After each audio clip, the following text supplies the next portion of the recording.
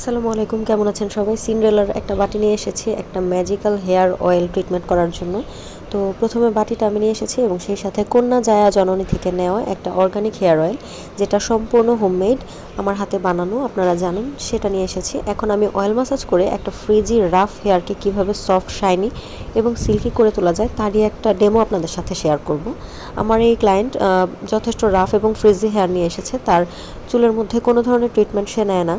তো এখানে সপ্তাহে 2 থেকে 3 দিন তাকে অয়েল ম্যাসাজ ট্রিটমেন্ট নেওয়ার কথা বলা হয়েছে, শুধুমাত্র তার খুশকি এবং রাফনেসটা কমানোর জন্য। তো প্রথমে আপনারা ট্রিটমেন্ট শুরুর আগে অবশ্যই ইলাস্টিসিটি এবং পোরোসিটি টেস্ট করে নেবেন।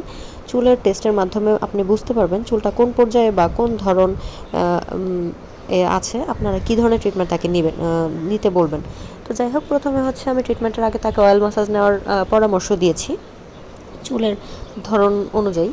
তো এখানে আমি ভালো করে কম করে নিচ্ছি, আর অবশ্যই জট ভাঙানোর জন্য মোটা দাঁতের চিরুনি ব্যবহার করবেন। তার চুল যেহেতু প্রচুর পরিমাণে ঘন, তো আমি হচ্ছে প্রথমে 2 ভাগ করে নিয়েছি এবং তারপরেও যেহেতু আমার অসুবিধা হচ্ছে, আপনারা কিন্তু চাইলে প্রয়োজন অনুযায়ী 4 ভাগ বা 6 ভাগ 8 ভাগ করে নিয়ে চুলের জটটা ভেঙে নেবেন এবং ভাঙা জটের পর চুল ভালো করে আঁচড়ানোর পর আপনারা অয়েল ম্যাসাজ ট্রিটমেন্ট শুরু করবেন। আর চুলের প্রয়োজন এবং চাহিদা অনুযায়ী আপনারা অয়েলের সাথে অবশ্যই ক্যাস্টর অয়েল অথবা ভিটামিন ই ক্যাপসুল যতটুকু প্রয়োজন পরিমাণ মতো মিক্সড করে নেবেন। সব কাজ শেষ হওয়ার পরে এইভাবে স্ক্যাল্পের মধ্যে অয়েলগুলো আপনারা লাগিয়ে নেবেন। আপনারা চাইলে কটন ইউজ করতে পারেন, কটন বল অথবা আঙ্গুলের সাহায্যে আপনারা অয়েল কিন্তু অ্যাপ্লাই করতে পারেন।